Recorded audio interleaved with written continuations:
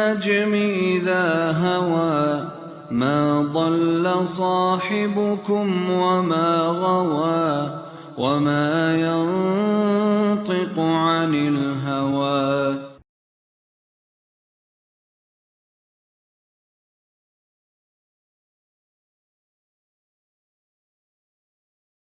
الحمدللہ رب العالمین والصلاة والسلام علی رسولہ محمد وعلی آلہ واصحابہ اجمعین، اما بعد۔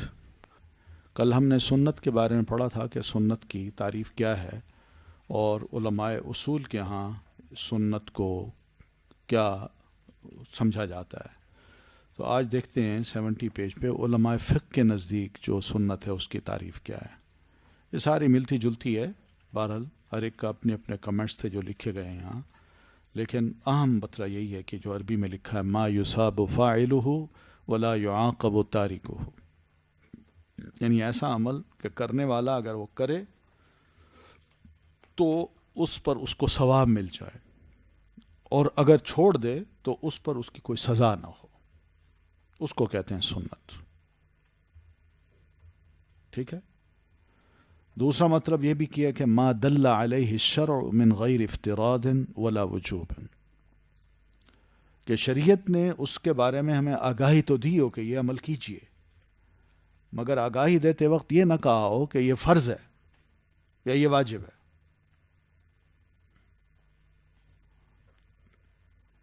ٹھیک ہے۔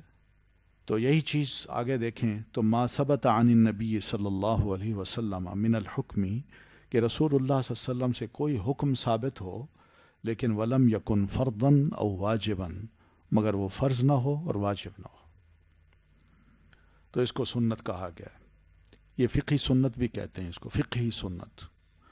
جو میں نے بتایا تھا ایک فرض ہوتا ہے، ظہر کے فرض ہوتے ہیں، اس کے آگے پیچھے سنتیں ہوتی ہیں، تو وہ سنتیں جو ہیں فرض کے مقابل میں ہیں تو اس لیے اس کو سنت کہہ دیتے ہیں، تو یہ فقہی سنت ہوتی ہے۔ پھر ہم یہ بھی جانتے ہیں کہ اس سنت کی فقہا نے 2 قسمیں بتائی ہیں۔ ایک قسم کیا ہے؟ سنت مؤکدہ، دوسری غیر مؤکدہ۔ سنت مؤکدہ وہ سنت جس پر نبی علیہ الصلوۃ والتسلیم نے بڑی تاکید کی ہے کہ کرو اس کو، اور غیر مؤکدہ وہ ہے جس پہ نبی علیہ السلام نے کبھی کبھی اس پہ کیا ہے لیکن اکثر تاکید نہیں کی کہ یہ نہ کرو، یہ کرو، یعنی اکثر چھوڑ دیا اس کو۔ تو یہ سنت مؤکدہ اور غیر مؤکدہ میں بھی ہمیں فرق کرنا چاہیے اور سمجھنا چاہیے اس مفہوم کو، مگر ہو یہ رہا ہے کہ ہم نے سنت غیر مؤکدہ کو سنت مؤکدہ بنا دیا اور سنت مؤکدہ کو غیر مؤکدہ بنا دیا۔ ٹھیک ہے نا؟ تو یہ طریقے درست نہیں ہیں۔ سنت کے جو حامل ہیں، سنت کی پر عمل کرنے کے ہم دعوے کرتے ہیں، مگر جب سنت پہ عمل کرنے کا وقت آتا ہے تو ہم چھوڑ دیتے ہیں اس کو اور اس کو غیر مؤکد بنا لیتے ہیں۔ مثلا فرض پڑھ لینا، سنتوں کو چھوڑ دینا، یہ طریقہ ٹھیک نہیں۔ پھر یہ بھی ہے کہ فرضوں میں کوئی ادائیگی کے دوران کوتاہیاں ہو جاتی ہیں، تو وہ کوتاہیاں انہی سنتوں سے اللہ تعالیٰ دور کر دیتا ہے۔ پھر اگر سنتوں سے دور نہ ہو تو نفلوں سے دور ہو جاتی ہے، کیونکہ نوافل جو ہیں یہ بھی بہت بڑا سبب ہیں ہماری عبادات میں جو کوتاہی ہیں ان کو دور کرنے کا۔ اس لیے نبی علیہ الصلوۃ والتسلیم نے یہ بات سمجھائی تھی سیدنا بلال کو اور دوسرے صحابہ کرام کو کہ یہ چیزیں نہ چھوڑنا، یہ سنتیں ان کو نہ چھوڑنا۔ جیسے وہ صحابی تھے جو نبی علیہ الصلوۃ والتسلیم کو وضو کرا رہے تھے، تو آپ نے ان سے پوچھا مانگو، کچھ ضرورت ہے تو بتاؤ۔ کہنے لگا کہ اللہ کے رسول، جنت میں آپ کا ساتھ چاہیے۔ آپ نے فرمایا ٹھیک ہے، وہ جنت کی بات ہے، میں دنیا کی بات کر رہا ہوں، تم اگر ضرورت مند ہو، کوئی ضرورت ہو تو بتاؤ۔ کہتا نہیں بس یہی۔ تو آپ نے فرمایا اچھا، اعنی علی کثرت السجود، پھر ایسا کرو اس سلسلے میں میری مدد کرو تاکہ میں کل کو تم جنت میں بھی جاؤ اور میرے ساتھ رہ سکو۔ وہ مدد ہی ہے کہ تم کثرت السجود کرو، خوب سجدے کرو، یعنی خوب نوافل پڑھو۔ تو یہ خوب نوافل انسان کو کہاں پہنچا دیتے ہیں.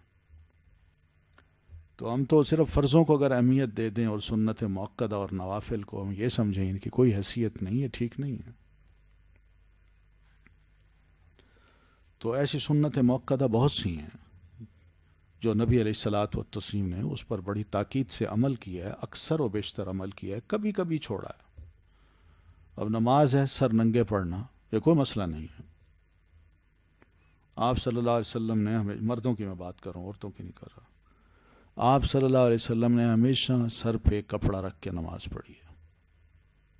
ایک آدھ دفعہ آپ نے چھوڑی ہے، ایک آدھ دفعہ. اب جو ایک آدھ دفعہ چھوڑی وہ کون سا عمل ہے؟ سنت مؤکدہ ہے؟ غیر مؤکدہ ہے. اب دیکھیں یہاں غیر مؤکدہ کو ہم نے مقام دے دیا کیا؟ سنت مؤکدہ کا. یعنی ہم بغیر کپڑے کے نماز پڑھنے کے زیادہ عادی ہیں بنسبت کپڑا سر پہ رکھنے کے. لڑکے ہیں، آدمی ہیں، بیچارے بال بناتے ہیں، کنگھیاں کرتے ہیں، بالوں سے یہ کپڑا رکھنے سے، ٹوپی پہننے سے بندہ بڑا عجیب لگتا ہے، رومال باندھنے سے بھی بڑا بندہ عجیب لگتا ہے، پٹکا باندھنے سے بھی بڑا عجیب لگتا ہے. تو یہ سب چیزیں ایسی ہیں جو کہ ان کی اہمیت نہیں رہی، جبکہ سنت بڑی اہم ہے. ہم نے اس کو چھوڑ دیا ہے، دوسرے کام کرتے ہیں.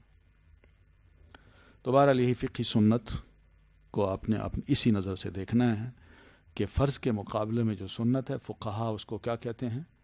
سنت. یہ وہ نہیں ہے قرآن و سنت، یا قرآن سنت اجماع اور قیاس والا معنی نہیں ہے. یہاں تیسرا معنی ہے. یہاں کیا معنی ہے؟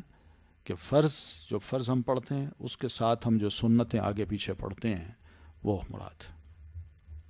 ٹھیک ہے نا؟ یہاں ہم بڑا دھوکہ کھا جاتے ہیں بعض اوقات. لوگ کہتے ہیں سنت ہی تو ہے نا، چھوڑ دیں تو کوئی حرج نہیں، فرض تو پورا کریں. ہر شے سنت نہیں ہے، بلکہ ہر شے فرض بن جاتی ہے سنت اگر اس کے بارے میں کوئی بات کرے تو. سنت تو بہت کچھ دیتی ہے ہمیں، سنت پوری شریعت دے رہی ہے، سنت فرض بھی دے رہی ہے، عقیدہ بھی دے رہی ہے، سنت اسی طرح چھوٹا موٹا عمل بھی دے رہی ہے. سنت کا بڑا وسیع معنی ہے. تو ہر ایک فیلڈ نے اگر اپنا اپنا معنی لے لیا ہے تو اس کا یہ مطلب نہیں ہے کہ ہم ہر سنت کو سنت ہی کہہ کے معمولی سمجھیں. ٹھیک ہے؟ تو بہرحال یہ سنت جو مؤکدہ ہے یا سنت جو ہے، یہ اگر فقہاء کرام کو دیکھیں تو انہوں نے ہمارے جتنے بھی شرعی اعمال ہیں ان کی کچھ تقسیم کی ہوئی ہے. وہ کہتے ہیں یہ 5 قسم کے احکام ہیں یا اعمال ہیں جو شریعت ہمیں کہتی ہے کہ اس پر عمل کرو، اور وہ 5 یوں بنتے ہیں: ایک فرض ہے، اور دوسرا سنت ہے، تیسرا حرام ہے، چوتھا مکروہ ہے، اور 5واں مباح ہے. یہ ساری شریعت سے جو عمل ملتے ہیں ہمیں کرنے یا نہ کرنے کے، وہی 5 قسم کے ملتے ہیں، اس کے علاوہ کچھ نہیں. تو فرض کے مقابلے میں جو سنت لاتے ہیں وہ یہی ہے. سنت کا معنی یہی ہے کہ جو سب کرے گا اس کو ثواب ملے گا، جو نہیں کرے گا اس کے لیے کوئی سزا شریعت نے تجویز نہیں کی. لیکن فرض ایسی چیز ہے جو کرے گا اس کو ثواب ملے گا، اور جو نہیں کرے گا اس کو سزا ملے گی، بلکہ بعض اوقات وہ دین سے بھی نکل جاتا ہے. ٹھیک ہے؟ تو احکام خمسہ ان کو کہتے ہیں. یہ 5 قسم کے جو احکام ہیں ان کو دیکھ لیں. پہلا فرض ہے، پھر سنت ہے، پھر سنت کی قسمیں ہیں، پھر مباح، مکروہ اور حرام ہے. یہ سب چیزیں غالباً آپ نے پہلے پڑھی ہوں گی، پڑھی ہے نا؟ ہاں. پھر حدیث و سنت میں فرق کو دیکھی اور ان کا آپس کا تعلق. یہ بحث بتا چکا ہوں. عقیدہ کے اعتبار سے قرآن کریم بھی سنت میں شامل ہے، جو حدیث ہی کے ذریعے ہمیں ملا ہے. آپ نے فرمایا تو ہم نے مانا. آپ نے فرمایا نا مجھ پر قرآن اترا ہے، تو پہلے آپ کی اس بات کو مانیں گے تو پھر قرآن کو تسلیم کریں گے نا، ہے نا؟ کوئی آپ نے یہ تو نہیں کہا یہ قرآن ہے لو اس کو، بلکہ اس سے پہلے آپ نے ضرور کہا ہوگا کہ اللہ نے مجھ پر یہ قرآن اتارا ہے، یہ کلام ہے اللہ کا ہے جو میں تمہیں سنا رہا ہوں. تو یہ جو آپ سنانے سے پہلے جو الفاظ استعمال کر رہے ہیں یہ سنت ہے، تو اس کی اہمیت کم نہیں ہے. تو جب اس کو مانیں گے تب جا کے ہم قرآن کو مانیں گے. اگر آپ کی بات نہیں مان رہے تو قرآن کو ہم کیسے مان سکتے ہیں؟ اس لیے عموماً محدثین حدیث و سنت کو مترادف قرار سمجھتے ہیں، مگر صحیح بات یہ ہے کہ ان میں عموم اور خصوص کا فرق ہے. ایک شے عام ہے، دوسری خاص ہے، یعنی حدیث عام ہے اور سنت خاص. ٹھیک ہے، حدیث عام ہے، ایک حدیث ہے من سلم المسلمون من لسانہ و یدہ، یہ حدیث ہے. اب اس سے جو مسئلے نکلیں گے وہ سنت، وہ خاص خاص چیزیں ہوں گی. ٹھیک ہے، اسی لیے علوم نبوت کے لیے حدیث و سنت کا استعمال عام ہے. یعنی نبی علیہ السلام سے ریلیٹڈ جتنے بھی علوم ہیں، آپ نے یہ فرمایا، آپ نے یہ کیا، آپ کی اس بات سے یہ پتہ چلتا ہے، تو وہ سب جتنے بھی علوم، سیرت ہو، حدیث ہو، اور نبی علیہ الصلاۃ والتسلیم کے اپنے جو سنائے ہوئے وہ واقعات ہیں جو آپ نے بنو اسرائیل کے سنائے یا پچھلے لوگوں کے سنائے، یہ سب، اور پھر آپ پر وحی نازل ہوتی، آپ اس کو کیسے ریسیو کرتے، جبریل امین کا آپ کے پاس آنا جانا، یہ جتنا کچھ بھی ہم پڑھتے ہیں، ان سب سے ریلیٹڈ جو بھی علم ملتا ہے اس کے لیے ہم حدیث اور سنت کا استعمال کرتے ہیں. اس لیے محدثین و متکلمین کے ہاں جب بھی حدیث یا سنت کا لفظ بولا جاتا ہے تو اس سے مراد نبی صلی اللہ علیہ وسلم کے اقوال، افعال اور تقریرات ہوتے ہیں. اس مفہوم کے علاوہ کسی اور طرف ذہن جاتا ہی نہیں. ٹھیک ہے، سنت کا تعلق آپ کے قول، فعل اور تقریر سے ہوتا ہے، جس میں آپ کی عادات بھی شامل ہیں. افعال جو ہیں وہ عادات ہی ہوتی ہیں نا. عادات مثلا کیا ہیں؟ مسواک کرنا ہے، دائیں ہاتھ سے کھانا ہے، پہننا دائیں طرف سے ہے، اتارنا بائیں طرف سے ہے. اسی طرح عادات یہ بھی ہیں کہ آپ لوگوں سے ملتے تھے اور ان کے ساتھ بڑی اچھی گفتگو کرتے تھے، انہیں نصیحت کرتے تھے. یہ عادات ہیں جو نبی علیہ الصلوۃ والسلام کی عام ملتی ہیں اور یہ سب سنت میں شامل ہوتی ہیں. یہ عادت نہ سمجھیے گا کہ نبی علیہ الصلوۃ والتسلیم اس دور میں جوتے پہنتے تھے اس طرح کے کھڑاویں، تو لہٰذا یہ عادت ہے تو ہم بھی یہی پہنیں. ٹھیک ہے نا، اس دور کی جو ایجاد تھی اس کا استعمال نبی علیہ السلام نے کیا ہے بس. اب اس کو یہ کہیں یہ بھی سنت ہے، آج کے دور میں کہیں یہ عادت تھی نبی علیہ السلام کی تو اس کو بھی سنت کہیے، یہ غلط مفہوم ہے. ٹھیک ہے نا، اس دور میں آپ صلی اللہ علیہ وسلم جس گھر میں رہے وہ آپ کی ہائٹ کے برابر چھت ہوتی تھی یا اس سے ذرا تھوڑی سی اوپر، اور 2 بندے اس میں لیٹ سکتے تھے. گھر میں ایک چیز اور رکھنے کی کوئی جگہ نہیں تھی، کچا سا مکان ہوتا تھا. تو آپ اب یہ نہ کہیں کہ یہ نبی علیہ السلام کی سنت ہے، عادت ہے. نہیں بھائی، یہ عادت یہ نہیں ہوتی. یہ تو ایک رہن سہن کا، ایک اس دور کا ایک طریقہ تھا جو اس دور کی جو لیٹسٹ ٹیکنالوجی تھی یا طریقہ کار تھا وہ نبی علیہ السلام نے اپنایا ہے. لیکن کیا آپ نے اس سے منع کیا ہے کہ مزید آگے نہ بڑھیں؟ کیا صحابہ کرام نے مختلف علاقوں میں جا کے جو فتوحات کی ہیں اور ان کو نئی نئی چیزیں ملی ہیں ان کا استعمال صحابہ نے نہیں کیا؟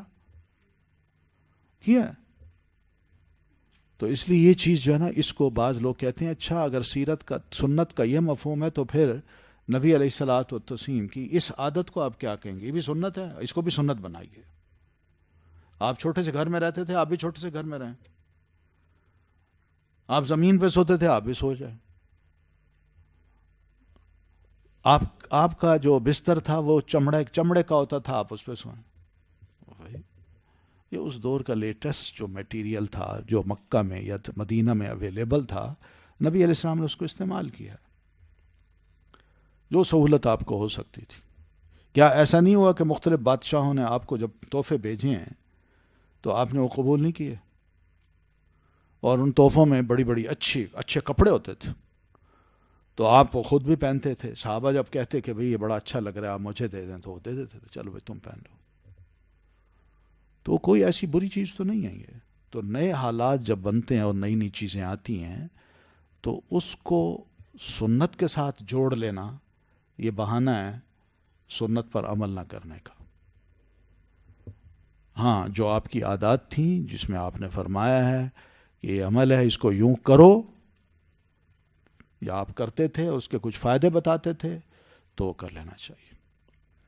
آج لوگ مذاق اڑاتے ہیں کہ جناب اللہ کے رسول صلی اللہ علیہ وسلم کی عادت یہی تھی نا کہ آپ انگلیوں کو چاٹ لیتے تھے کھانے کے بعد. آپ بھی چاٹیے. تو ہم بھی چاٹیں گے، کیا ہے. اچھا اللہ کے رسول ایسا کرتے تھے، خود نہیں چاٹتے تھے تو بچوں کو چٹوا دیتے تھے. تو آپ چٹوائیے نا دوسروں کو. بھئی یہ بات جو ہے نا، آپ یہ سوچیں کہ اللہ کے رسول کیوں چاٹتے تھے. اس لیے کہ وہ کھانا جو انگلیوں کو لگ جاتا ہے، ہو سکتا ہے جو سارا کھانا کھایا اس کی برکت یہی ہو، اس کو ضائع نہیں کرنا. ہو سکتا ہے اسی میں اللہ تعالیٰ نے ایسی برکت رکھی ہو، جو تم چاٹو گے وہ ضائع نہیں ہوگا. اللہ کا رزق ہے دیا ہوا، اس کو جب چاٹو گے تو اس کی ایک قدر بھی ہوگی، اور اللہ نے اس کے اندر اگر برکت رکھی تو وہ پیٹ میں جا کے تمہارے سارے کھانے کو تمہارے جسم کا ایک جز بنا دے. تو یہ کوئی مذاق تھوڑی ہے. لیکن لوگ مذاق اڑاتے ہیں. اچھا جی آپ میری انگلیاں چاٹ لیں ذرا. تو یہ بہرحال فرق جو ہے نا ہمیں ضرور کرنا ہے. یہ بڑی چھوٹی چھوٹی چیزیں ہیں جو عام بندوں کے، عقل مند لوگوں کی سمجھ میں نہیں آتی. وہ اس کا مذاق اڑاتے ہیں، اور ہمیں سمجھنی چاہیے کہ ہم ان اعمال کو سنت سمجھ کے کیوں کرتے ہیں، اور آپ کی عادات ہمارے لیے اچھی کیوں ہیں، اور ان کے کیا کیا فائدے ہیں. ٹھیک ہے. کیا یہ عمل اچھا ہے جس دور میں آپ سوچیں، جس دور میں بھوک ہو، کھانا عام نہ ہو، خوراک عام نہ ہو، وہاں کچھ پکے اور اس کی چھوٹی چھوٹی چیز کا بھی خیال رکھا جائے کہ یہ ضائع نہ ہو. کیا یہ عادت اچھی ہے؟ یا یہ عادت اچھی ہے کہ آج کے دور میں کھانا وافر ہے، بہت کچھ ہے، فضول خرچیں بھی بہت ہیں، ہم کھاتے بھی ہیں، پیٹ بھر کے کھاتے ہیں، اس کے بعد بچتا ہے تو غریبوں کا نہیں دیتے بلکہ پھینک دیتے ہیں کوڑے کرکٹ میں. مذاق اڑاتے ہیں تو اس کا نتیجہ یہی نکلنا ہے. یہ ناشکری کی مثالیں ہیں جو ہمارے اندر عام ہیں. وہ ایک شکر کی مثال ہے جو نبی علیہ الصلوۃ والتسلیم نے دی، فرمایا، مگر ہم اس کا مذاق اڑائیں.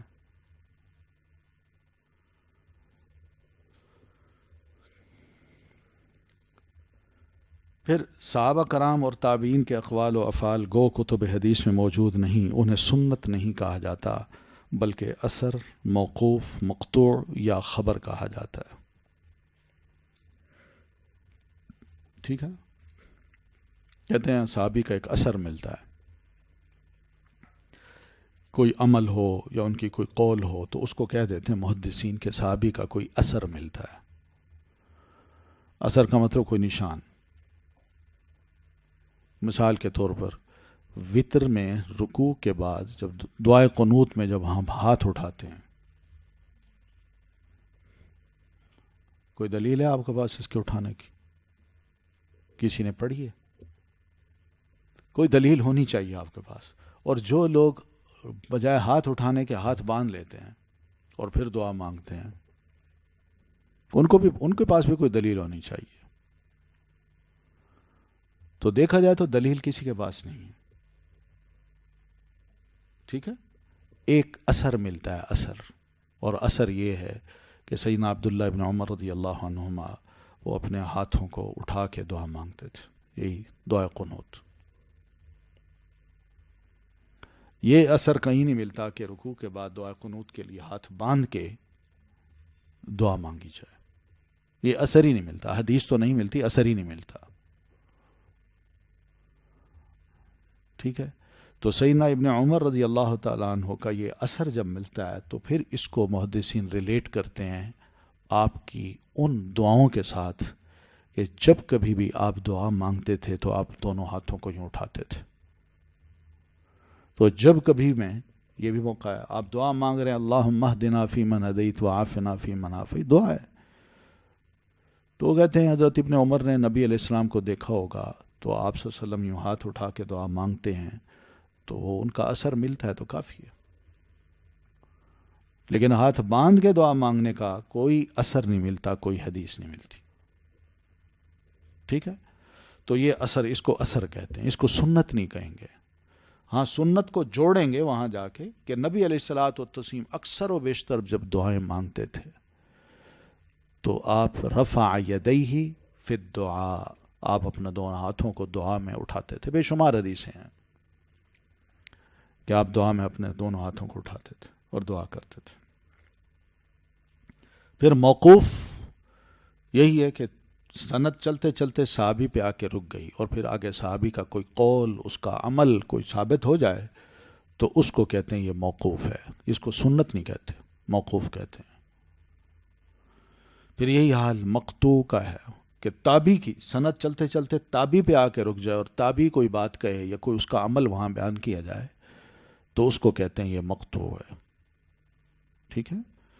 یا پھر خبر کہہ دیتے ہیں مگر سنت نہیں کہتے. سنت کا لفظ جو ہے نا وہ رسول اللہ صلی اللہ علیہ وسلم کے ساتھ ہی خاص ہے. واقعی ہم نے یہ جو پڑھا ہے سنت الخلفاء الراشدین، یہ آگے آئے گا شاید، تو یہ سنت الخلفاء راشدین جو ہے اس کا جو مطلب ہے وہ یہی ہے کہ خلفاء راشدین کا وہ طریقہ جو انہوں نے نبی علیہ الصلوۃ والتسلیم سے لیا وہ یا ڈیڈیوس کیا. ٹھیک ہے نا؟ اور وہ طریقہ جو سارے جو خلفاء راشدین ہیں انہوں نے اس کو ایکسپٹ کیا ہو، ایگری کیا ہو.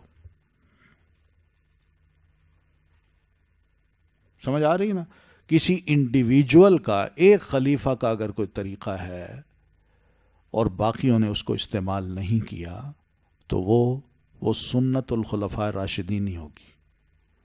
وہ صرف اسی خلیفہ کا اپنا ایک طریقہ ہوگا جس کو قبول بھی کیا جا سکتا ہے اور اس کو چھوڑا بھی جا سکتا ہے. کوئی مثال یاد ہے آپ کو؟ یہ تو حضرت عمر رضی اللہ تعالیٰ عنہ نے بھی اگر موطا امام مالک کو پڑھیں تو موطا امام مالک میں حضرت عمر کا یہ باقاعدہ حکم ملتا ہے کہ انہوں نے تمیم الداری اور ابی بن کعب جو اس دور کے بہت بڑے قاری تھے، حافظ قرآن تھے، ان دونوں کو آپ نے حکم دیا کہ تم اپنے اپنے علاقوں میں کہ مسجد نبوی میں اور ایک اور مسجد میں لوگوں کو با جماعت نماز تراویح پڑھاؤ اور 8 پڑھاؤ. یہ لکھا ہے. مگر لوگ اس طرف نہیں جاتے، وہ جاتے ہیں دوسری طرف. وہ دوسری طرف نہیں، وہ کمزور روایات ہیں. یہ روایت موطا امام مالک کی ہے، یہ ان کی روایت ہے اور جو قریب ترین ہے. اور پھر حدیث سے بھی یہ ثابت ہے کہ ام المومنین فرماتی ہیں کہ نبی علیہ السلام کی رمضان غیر رمضان میں رات کی جو عبادت ہوتی تھی وہ 11 رکعت سے زیادہ نہیں ہوتی تھی. 8 تراویح ہوتی تھی، 8 قیام ہوتے، 3 وتر ہوتے تھے. اور کبھی 9 کا بھی ذکر کیا ہے، کبھی 13 کا بھی ذکر کیا ہے. تو 8 ہوتے تھے، باقی نفل ہوتے، باقی آپ کے وتر ہوتے تھے. لیکن میں اور بات کر رہا ہوں. ہاں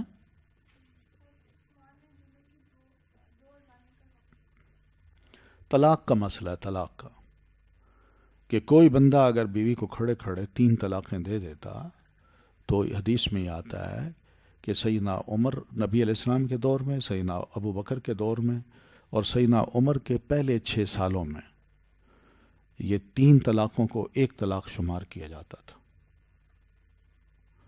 اور جب حضرت عمر نے دیکھا کہ لوگ اب طلاق کو اثر نہیں لیتے تو انہوں نے کہا ٹھیک ہے میں 3 کو 3 ہی شمار کروں گا. تو انہوں نے 3 کو 3 شمار کر دیا. اب ان کا جو دور ہے اس دور میں اس پر عمل تو ہوا مگر بعد میں سیدنا عمر رضی اللہ تعالیٰ عنہ کا اپنا ارشاد ہے کہ میں اپنی زندگی میں کبھی شرمندہ نہیں ہوا جتنا میں شرمندہ اس مسئلے پر عمل کروانے میں ہوا ہوں. کیونکہ لوگ پھر بھی وہی کام کر رہے ہیں. تو یہ ان کا ایک قول تھا یا عمل تھا جس کو وقت کے مطابق ان حالات کے مطابق قبول کیا گیا. مگر کیا بعد میں یہ چیز جاری رہی؟ نہیں. فقہائے کرام اس بارے میں مختلف ہیں. دونوں کے ایک ایک فقی کے 2 3 فتوے ہیں. تو وہ میں کہنا یہ چاہ رہا ہوں کہ اب حضرت عمر رضی اللہ تعالیٰ عنہ کا جو ایک ایسا مسئلہ ہے جو ایک انفرادی ہے تو وہ اگر اس کو ہم شریعت بنا لیں یا کہیں یہ سنت ہے، یہ سنت نہیں ہے. ٹھیک ہے؟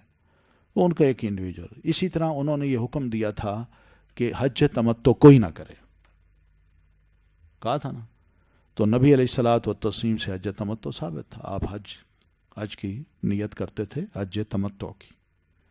حضرت عمر نے جب کہہ دیا تو نیکسٹ ایئر انہی کے اپنے بیٹے نے ان کی مخالفت کرتے ہوئے حج تمتع کے لیے تلبیہ کہہ دیا. تو ان کو سمجھایا بھی گیا انہوں نے کہا آپ کے والد ہیں، خلیفہ ہیں، ان کا کہنا ماننا فرض ہے. تو وہ جواب بھی دیتے ہیں کہ ہم نے اللہ کے رسول کے دور میں حج تمتع کیا ہے. پھر وہ کہتے ہیں آپ کے باپ ہیں، خلیفہ ہیں. وہ کہتے ہیں مجھے یہ بتاؤ میرے باپ کی بات مانو گے اللہ کے رسول کی؟ تو یہ اگر کوئی ایسا طریقہ جو ایک انڈیویجول کا ہو اور اس کے مقابلے میں نبی علیہ الصلوۃ والتسلیم کا عمل یا آپ کا کوئی حکم موجود ہو تو ہم کیا کریں گے؟ کیا حکم کو چھوڑ دیں؟ آپ کے عمل کو چھوڑ دیں؟ سنت کو چھوڑ دیں؟ نہیں. تو انڈیویجول کا اپنا ایک عمل ہے، اجتہاد ہے. وہ مجتہد جو ہوتا ہے وہ غلطی بھی کرتا ہے اور مجتہد سے اچھا اجتہاد بھی ہو جاتا ہے. اگر ٹھیک اجتہاد ہو تو حدیث کے مطابق اس کو ڈبل ثواب ملتا ہے. اگر اس سے غلطی ہو گئی ہو تو پھر بھی اس کی خلوص نیت کی وجہ سے اللہ اس کو ایک ثواب ضرور دیتا ہے، اس کی غلطی نہیں لکھی جاتی. یہ ہمارا ایمان ہے، نبی علیہ السلام نے فرمایا. تو اس لیے کسی بھی مجتہد کو برا بھلا نہیں کہنا، اس کے کسی بھی اجتہاد کے بارے میں ہم نے کوئی غلط کمنٹس نہیں دینے. یہ وہ ہو ایمان ہے جو نبی علیہ السلام نے فرمایا. ہم اس حدیث پر ایمان پھر نہیں رکھتے. اس لیے جتنے بھی مجتہدین کرام ہیں ان سب کا احترام کرنا ہمارے ایمان کا حصہ ہے. بس احترام ہو، احترام میں غلو نہ آ جائے. جب غلو آتا ہے کہ نہیں جی پھر غلط ہے، وہ ہمیں منع کیا ہے. جیسے اہل کتاب کو منع کیا ایسے ہمیں بھی منع کیا ہے کہ لا تغلو فی دینکم، اپنے دین میں کوئی غلو نہ کرو. پھر اسی طرح صرف صحیح یا حسن حدیث سے سنت ثابت ہوگی، اس لیے کہ صحیح حدیث کے علاوہ دیگر اقسام حدیث جیسے ضعیف حدیث، موضوع حدیث، متروک، مرسل یا اجتہاد و فتویٰ وغیرہ سے سنت ثابت ہوتی ہے، اور نہ ہی اسے سنت نام دیا جا سکتا ہے. ان سے کوئی سنت ثابت نہیں ہوتی. ضعیف حدیث ہو اس سے کوئی سنت ثابت کری غلط ہے. موضوع حدیث اس کو حدیث تو اس لیے کہہ دیا کہ منسوب اللہ کے رسول صلی اللہ علیہ وسلم کی طرف کر دی گئی، ورنہ وہ حدیث نہیں ہے، وہ موضوع ہے. لیکن اس سے کوئی مسئلہ ڈیڈیوس کر کے ہم یہ کہیں یہ بھی سنت ہے، یہ غلط. ٹھیک ہے. اسی طرح متروک ہے، مرسل ہے، ایسی روایات جو ہیں ان سے بھی کوئی بھی سنت ثابت نہیں ہو سکتی. مجتہد کا جو اجتہاد ہے اس کو بھی ہم سنت نہیں کہہ سکتے، وہ اجتہاد ہے اس کا. ہو سکتا ہے اس کی اس وقت اجتہادی نظر یہ ہو، کل کو اس کا علم بڑھے، کوئی اور اس کے پاس سورس آ جائے یا علم آ جائے، وہ کل کے فتوے کو واپس لے لے. اور یہ ہوتا تھا، حقیقت ایسے ہوتا تھا. یہی بڑے بڑے فقہاء کرام جو ہیں ان کی تاریخ پڑھیں. ایک کتاب ہے امام ابن قتیبہ رحمۃ اللہ علیہ کی، اور اس کا نام ہے علم مختلف الحدیث. مختلف الحدیث اس کتاب کا نام ہے، مختلف الحدیث. بڑی اچھی کتاب ہے. اس کتاب میں انہوں نے اس کے شروع میں یہ باتیں بیان کی ہیں کہ فقہاء جو بڑے بڑے فقہاء تھے وہ آج جو فتویٰ دیتے تھے اجتہاد کے مطابق، ہفتے بعد 10 دن بعد ان کا فتویٰ کچھ اور ہوتا تھا. اور جب انہیں کہا جاتا ہے کہ پچھلے ہفتے آپ نے یہ کہا، مہینے میں یا سال یہ کہا اور اب یہ کہا ہے، اور پتہ ہے آپ کے اس فتوے کا کیا اثر ہوا ہے؟ ہم نے حلال کو حرام بنا دیا یا حرام کو حلال کر لیا، اور آج کہتے ہیں کہ نہیں. تو کہتے بھائی اس وقت وہ علم تھا میرے پاس، اب اللہ نے سجھا دیا، اب یہ ہے. بس اتنی سی بات ہے.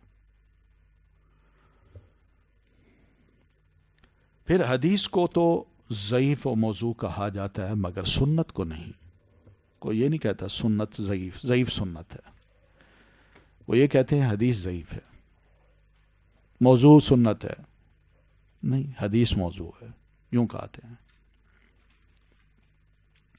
تو سنت و حدیث میں تعداد کے لحاظ سے بھی بڑا فرق ہے. مثلا آپ کی یہ قولی سنت ہے انما الاعمال بالنیات، یہ آپ کا قول ہے، ایک سنت ہے. پھر یہ سنت تقریباً 700 طریقوں سے بیان ہوئی ہے، 700 سندوں سے، اور ہر سند کو، ہر طریقے کو کیا کہا گیا ہے؟ حدیث. تو 700 حدیثیں ہیں مگر سنت ایک ہی ہے. اب اس پہ اگر ڈیڈیوس کرنا ہے تو بڑے بڑے علماء نے اسی ایک حدیث سے بے شمار مسائل ریڈیوس کیے، بڑے بڑے علماء نے۔ صحیح بخاری کو پڑھیں تو صحیح بخاری میں اسی حدیث کو امام بخاری رحمۃ اللہ علیہ مختلف جگہوں پہ لائے ہیں اور بے شمار مقامات پہ لائے ہیں، اور ہر مقام پہ لا کے وہاں سے ایک نیا مسئلہ اس حدیث سے ڈیڈیوس کیا جو اسی چیپٹر سے ریلیٹڈ تھا۔ یہ کتنی بڑی فقاہت ہے! شاید کوئی بندہ ہو جو ایسے سوچ سکے اور ایک حدیث سے اتنے سارے مسئلے نکال سکے۔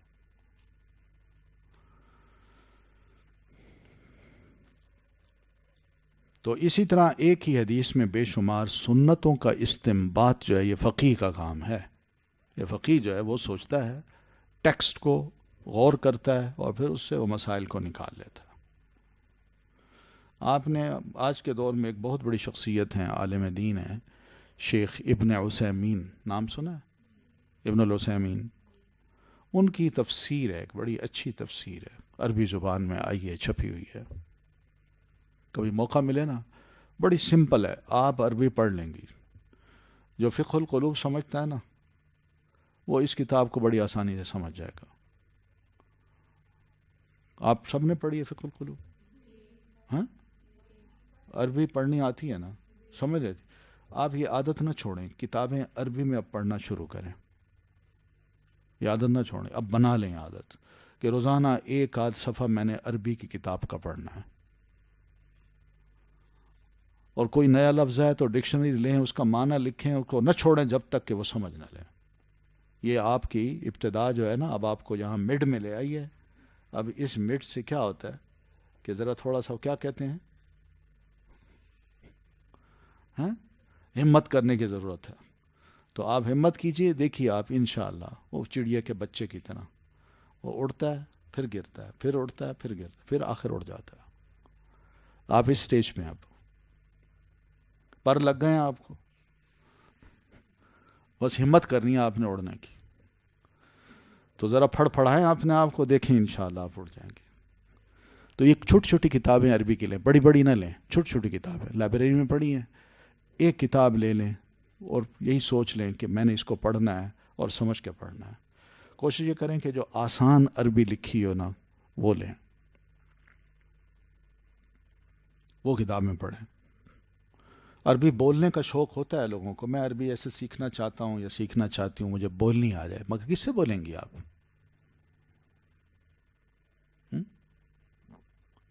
آپ کا جو ماحول ہے وہ تو آپ کے لیے سازگار نہیں ہے، یہاں تو کوئی عربی سمجھتا ہی نہیں،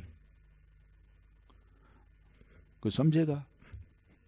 آپ ریڈی والے سے کیلے لیں اور آپ اس سے کہیں میاں یہ عددن بیچتے ہو یا وزنن بیچتے ہو، ہیں؟ وہ کیا کہے گا؟ وہ تو کہے گا میں درجن بیچتا ہوں۔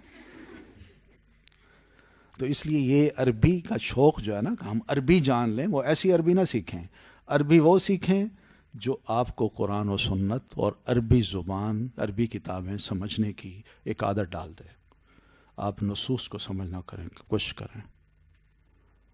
ہمارے ہاں واقعی کوئی شک نہیں ہے کہ بڑی دقیق اور بڑی مشکل کتابیں ہیں عربی زبان کی، اور یہی مدارس میں پڑھائی جاتی ہیں، اور جو اس عبارت کو سمجھتا ہے اور پڑھانا جانتا ہے وہ سب سے بڑا عالم شمار ہوتا ہے۔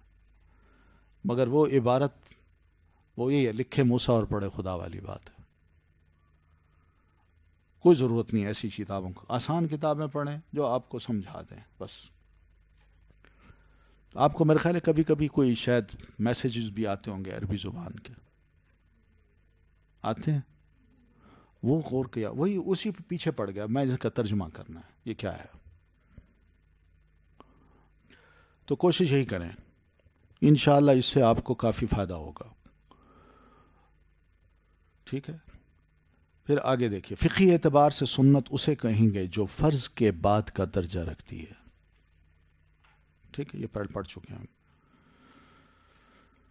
پھر اس کے بعد ایک تھوڑا سا ایک مسئلہ ہے کہ امام مالک رحمۃ اللہ علیہ جو ہیں وہ کہتے ہیں کہ سنت وہ ہوگی جو مدینہ والے جس پر عمل کر رہے ہوں گے، اس پر عمل کرنا یہ ٹھیک ہے۔ تو اس پہ کافی علماء نے اختلاف کیا ہے کہ مدینوں والوں کا عمل کوئی حجت نہیں ہو سکتا. ان کی دلیل یہ تھی کہ مدینہ میں صحابہ رہے ہیں اور مدینہ میں صحابہ کرام کی اولادیں ہیں، تو ان اولادوں نے اپنے والدین سے سنا اور انہوں نے اللہ کے رسول صلی اللہ علیہ وسلم سے سنا، تو اس لیے ان کا عمل ہمارے لیے ایک حجت ہے، یہ وہ سنت ہے. مگر دیگر علماء نے کہا کہ یہ صحابہ ضروری نہیں کہ سارے کے سارے یہاں رہے ہوں، بہت سے صحابہ یہاں سے نکلے ہیں، کوئی ایجپٹ چلا گیا، کوئی عراق چلا گیا، کوئی کیا نام سیریا چلا گیا، کوئی اسی طرح افریقہ چلا گیا، کوئی دوسرے ملکوں میں گیا اور وہاں جا کے سیٹل ہوئے ہیں. تو کیا وہ اگر وہاں چلے جائیں اور وہ سنت رسول کو بیان کریں تو وہ سنت نہیں ہوگا؟ تو اس کی کیا وجہ ہے کہ جو صحابہ یہاں رہے ان کی تو سنت ہے اور جو باہر نکل گئے وہ سنت نہیں ہے. ٹھیک ہے، یہ آگے پورا پیراگراف ہے تو اس کو ذرا دیکھ لیجئے گا. پھر سنت اور حدیث ان دونوں کے بارے میں علماء کے کچھ کمنٹس بھی ہیں کسی عالم کے بارے میں، کہ مثلا سب سے نیچے والی لائن جو ہے دوسری، کہ ماہرین جو ہیں وہ یہ کہا کرتے تھے کہ مثلا امام عبد الرحمن ابن مہدی رحمۃ اللہ علیہ ایک بہت بڑے فقیہ محدث گزرے ہیں، اور بڑے بڑے جو شیوخ ہیں یعنی حدیث کے، ان کے استاد ہیں یہ. ان سے پوچھا گیا کہ امام مالک، اوزاعی اور سفیان ابن عیینہ ان سب میں سب سے بڑا عالم کون ہے؟ اب دیکھیں یہ سنت اور حدیث کو کس طرح بیان کرتے ہیں. فرماتے ہیں اوزاعی امام سنت ہیں، امام حدیث نہیں. سمجھ آ گئی نا؟ یعنی حدیث کو پرکھنا، اس کو سمجھنا اور اس کی ٹیکسٹ کو یاد کرنا، اس کو آگے نیریٹ کرنا، فرق کرنا، یہ امام اوزاعی کا کام نہیں ہے. ہاں یہ ہے کہ جب حدیث ان کے سامنے آ جاتی تو اس سے وہ سنت ڈیڈیوس کر لیتے تھے. پھر اس طرح سفیان امام حدیث ہیں، امام سنت نہیں. سمجھ آ گئی نا؟ اور مالک دونوں میں امام ہے. کتنے اچھے کمنٹس ہیں. اس سے فرق پتہ چل گیا کہ علماء کو کس طرح لوگ مقام دیا کرتے تھے اور کس بنیاد پہ دیتے تھے. پھر اسی طرح ابن ابی حاتم ہیں، عبد الرحمن بن مہدی کا یہ قول بھی لکھتے ہیں کہ علماء کی مختلف اقسام ہیں، ان میں کوئی امام سنت و حدیث ہے، کوئی صرف امام سنت ہے حدیث نہیں، اور کوئی اس کے برعکس. رہا وہ جو دونوں میں امام ہو، یہ امام ابن ابی حاتم لکھتے ہیں کہ وہ صرف ابو سعید سفیان الثوری ہیں. سفیان الثوری یہ سینئر ہیں، یہ کافی پہلے 70s کے یا 60s میں فوت ہو گئے تھے. تو یہ کیا ہیں؟ دونوں میں امام ہے، سنت میں بھی امام ہے، حدیث میں بھی امام ہے. یہ فرق اس لیے کہ حدیث کی سند اور متن کا عالم امام حدیث کہلایا، اور جو حدیث کے ان دونوں حصوں میں صحیح متن سے بھرپور واقفیت کے بعد اس سے استنباط مسائل کرتا وہ امام سنت کہلایا. یہ سبھی اطباء تھے، سیدلی نہیں تھے. سیدلی جانتے ہیں کس کو کہتے ہیں؟ ایک ڈاکٹر ہوتا ہے اور ایک دوائیاں دینے والا ہوتا ہے، بنانے والا ہوتا ہے. کیا ڈسپینسر؟ ہاں نہیں، فارماسسٹ نہ، وہ نہیں، جو ڈاکٹر کے اپنے ہی دوائیوں کو آگے بنا کے دیتا ہے مریضوں کو. کمپاؤڈر، چلیں وہی سمجھ رہے ہیں، کیونکہ وہ دوائیوں کو ادھر ادھر ملا کے نا وہ دیتا ہے. مگر اصل تحقیق تو کس کی ہوتی ہے؟ ڈاکٹر کی ہوتی ہے نا. وہ کیا کرتا ہے؟ مریض کو دیکھ کے، اس کی نوعیت کے بخار یا تکلیف کو دیکھ کے اسی نوعیت کی کوئی دوائی جو ہے نا وہ اس کو تجویز کر دیتا ہے، اور دوائی لے جاتا ہے، وہ آگے دوائیاں بنا کے اس کو دے دیتا ہے. تو یہ بات اس لیے ہے کہ کچھ لوگ یہ کہا کرتے تھے کہ جو محدثین ہیں وہ کیا ہیں؟ سیدلی ہیں، یعنی وہ اس طرح کا کام کرتے ہیں، وہ حدیثیں جمع کر دیتے ہیں. مگر اس حدیث سے سب کچھ نکالنا یہ ڈاکٹرز کا کام تھا، اور وہ فقہا تھے. تو اس طرح کی باتیں کر کے نا فقہا کو پھر الگ کر دیا جاتا ہے اور محدثین کو الگ کر دیا جاتا ہے. جبکہ فقیہ کے لیے بڑا ضروری ہے کہ وہ حدیث کا عالم ہو، اور محدث کے لیے یہ بڑا ضروری ہے کہ وہ جانتا ہو، فقہ کو، حدیث کو سمجھتا ہو. تو دونوں ایک دوسرے کی مقام رکھتے. بہرحال ان میں جس کا مرتبہ زیادہ ہوگا اس کو فقیہ کہہ دیں گے، وہ اتنی سی بات ہے. اب امام بخاری رحمۃ اللہ علیہ جو ہیں وہ اپنے دور کے ایک بہت بڑے محدث بھی ہیں اور بہت بڑے فقیہ بھی ہیں. اسی طرح یہ بھی ہیں جن کا نام ہم پڑھ رہے ہیں، سفیان الثوری رحمۃ اللہ علیہ. کیونکہ کوئی عالم فقیہ یا مجتہد کہلانے کا مجاز ہی اسی وقت ہوتا ہے جب اس کے پاس سند و متن کا صحیح علم ہو اور استنباط کا ملکہ بھی اسے حاصل ہو، ورنہ وہ فقیہ ہے نہ مجتہد. استنباط کیسے کرے گا جبکہ اس کے پاس حدیث کا علم ہی نہیں اور حدیث کو وہ پرکھ بھی نہیں سکتا. اگر کوئی ضعیف حدیث کو لے کے یا موضوع حدیث کو لے کے اس سے کوئی استنباط کرے اور مسائل بتائے تو بتائیے یہ فقاہت ہے، ایک اجتہاد ہوگا؟ وہ نہیں ہوگا. بنیاد صحیح ہونی چاہیے. تو آگے چند قاعدے ہیں، ذرا ان کو بھی دیکھ لیجئے کہ سنت صرف آپ صلی اللہ علیہ وسلم کے راستے پر چلنے کا نام ہے. مقامی یا علاقائی رواج یا رائج استنباط کو سنت نہیں کہا جا سکتا. یعنی ہمارے ہاں جو اپنا رواج ہے یا ہمارے شادی اس طرح ہوتی ہے، فوت ہو جائے تو پھر اس پر ہم یہ کرتے ہیں، ہم اس کو سنت نہیں کہہ سکتے. یہ مقامی رواج ہیں یا علاقائی رواج ہیں، ایسے طریقے جو ہے نا سنت کچھ اور بتاتی ہے، اور یہ رواج اگر سنت کے خلاف ہوں تو پھر یہ رواج غلط ہوں گے. الا یہ کہ وہ اتباع رسول کے زمرہ میں آئے. ہاں اگر یہ رواج سنت کے زمرہ میں آتا ہے تو سر آنکھوں پہ.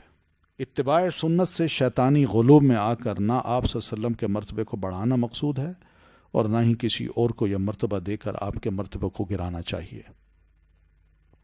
ٹھیک ہے نا. نام اتباع سنت کا استعمال ہوتا ہے مگر کام سارے شیطانی ہوتے ہیں اور کہتے ہیں ہم سے بڑھ کر سنت سے عقیدت رکھنے والا کوئی ہے ہی نہیں. ہے نا، دعوے ہیں نا لوگوں کے. تو یہ طریقے درست نہیں ہیں. غلوب بھی نہ کیجیے. جو نبی علیہ السلام کا مرتبہ اور مقام ہے اسی طرح رکھیے. اس طرح آپ کے مرتبے اور مقام کا تحفظ ہوگا اور آپ کو گرائے بھی نہ. اس طرح آپ صلی اللہ علیہ وسلم کی توہین ہوگی. تو یہ سب چیزیں جو ہے نا بہرحال انسان کے اپنے دلائل سے ہی پرکھی جا سکتی ہیں کہ کون صحیح دلائل دے رہا ہے اور کون غلط بات کر رہا ہے، کون غلو کر رہا ہے. پھر اسی طرح سنت خلفائے راشدین بھی اتباع سنت ہی کا نام ہے. اسی طرح جب رسول اللہ صلی اللہ علیہ وسلم سے کوئی سنت واضح طور پر ثابت ہو تو صحابہ کرام کے اختلاف سے اس پر کوئی اثر نہیں پڑے گا. مطلب ایک دو صحابی اگر اس سنت سے اختلاف کر رہے ہیں تو وہ سنت اپنے مقام پہ رہے گی. ہم اس کو کمزور نہیں کر سکتے. نہ یہ کہہ سکتے ہیں اب صحابی کا اختلاف جو ہے نا اس سنت کو کمزور کر گیا.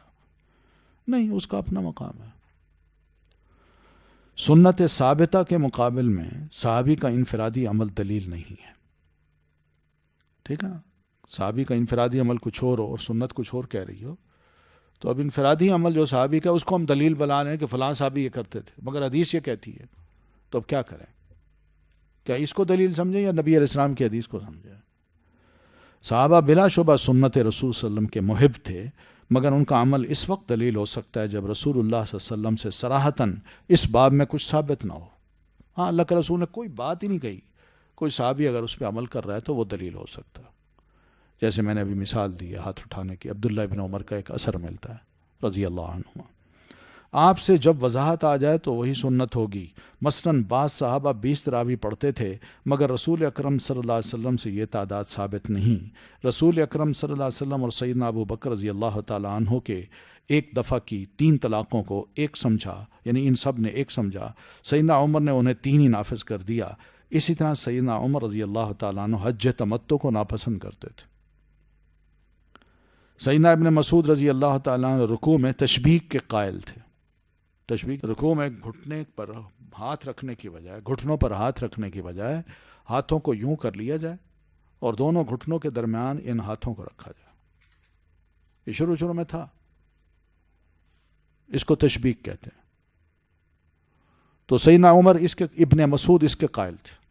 وہ کہتے تھے نہیں، میں نے نبی علیہ الصلوۃ والسلام کو یہ کرتے دیکھا.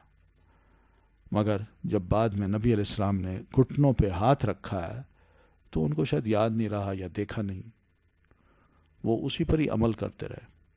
صحابہ نے ان کو سمجھایا بہت سے تو انہوں پھر مانے وہ کہ ٹھیک ہے. ایسے مسائل میں صحابہ کرام کے عمل سے سنت ثابت نہیں ہوگی اور نہ ہی صحابہ پر طعن کیا جائے گا. ٹھیک ہے نا. صحابی کا انڈیویجول کوئی عمل ہے، انفرادی عمل ہے، تو ہم یہ نہیں کہیں گے کہ اس نے رسول اللہ صلی اللہ علیہ وسلم کی مخالفت کی ہے تو یہ طعن ہے، صحابہ کرام پر کرٹیسائز ہے، اور یہ جائز نہیں ہے. ٹھیک ہے. یہی چیز نیچے آ کے ہمیں علماء کے بارے میں بھی سوچنی چاہیے، فقہا کے بارے میں بھی، کہ انہوں نے بھی اجتہاد کیا ہے. اگر ان کو صحیح ہو گیا تو اللہ ان کو ثواب ڈبل دے گا، اور اگر خدا نخواستہ کوئی غلطی ہو گئی تو اس کا یہ مطلب نہیں کہ ہم اس کو اچھالتے پھریں. یہ توہین ہے. یہ علمی کام نہیں ہے. علماء کی عزت نہیں ہے اس میں. پھر دور کی ایک کوڑی بھی دیکھ لیجئے.